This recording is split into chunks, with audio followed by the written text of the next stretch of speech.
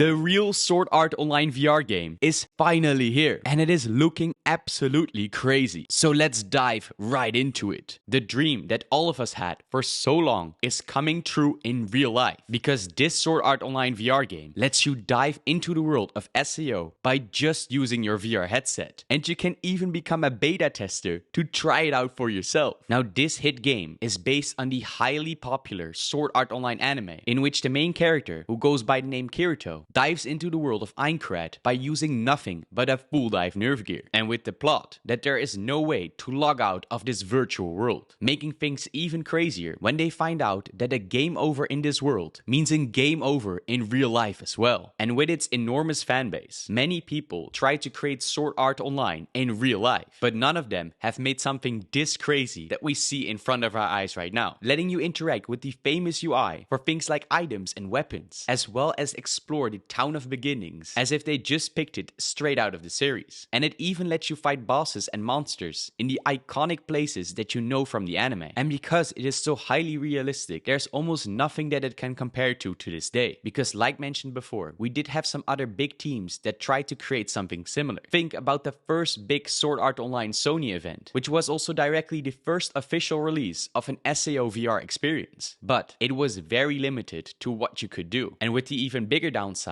that it was time-based only, meaning you cannot enter the experience any longer after the event had ended. But there were also others, like Project Aincrad, that are still to this day trying to create the Sword Art Online world inside the app VR Chat, making it completely accessible for others, while at the same time, of course, free to use as well. But we even had an official Sword Art Online game known as Integral Factor, which had a virtual reality mode as well. But sadly, this was nothing to write home about. And although it did give us a first glimpse of how cool it would be to actually interact with a Sword Art Online world in VR, it was just a stepping stone of what was to come, because this new title absolutely blows everything out of the water. Like heck, they even made sure that you can activate your sword skills depending on the body pose that you use, pretty much implementing it perfectly from what we have in the real Sword Art Online. But the best part of all is that they are now opening it up for beta testers to try it out in mixed reality. This will grant you access to try out the original user interface, as well as using Kirito's swords to try to fight out some dummies and goblins, with everything like particle effects to even your life bars showing up in real life. And although there is the possibility to switch from mixed reality to actual virtual reality, it does not grant you access yet to the full game, since of course this is still just a beta test. But when trying it out yourself and seeing it actually work right in front of your eyes, it feels like the moment we've all been waiting for is finally arriving. And maybe with the biggest news of all is that this game is set to launch its official release at the end of this year. So while you can now try it out as a beta tester, just like Keyboy did back then, you also have something to look forward to in the near future. And it seems that this is just the start of getting anime inside virtual reality, because we should also not forget the big other releases, like the official Attack on Titan VR game, and seeing all these big popular VR shows finally getting the VR games that they deserve. It is only natural